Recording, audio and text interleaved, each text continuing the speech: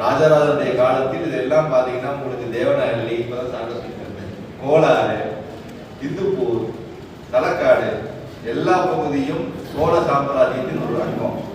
உங்களுக்கு கேரளா, கர்நாடகால மாதிரி உங்களுக்கு மெய்கீர்த்தியிலே உங்களுக்கு திருமகள் போல சொல்லப்படுகிற மெய்கீர்த்தியில தலிகைப்பாடி, கங்கபாடி, உங்களுக்கு குழப்பபாடியை வெற்றி கொண்டவன் என்ற செய்தியும் அவருடைய தமிழ் கல்வெட்டுகள் கண்டுபிடிக்கப்பட்டது.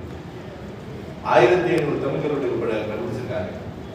இன்னும் இந்தியாவிலே அதிக கல்வெட்டு கிடைக்கிறது வந்து தமிழ் கல்வெட்டு தான்.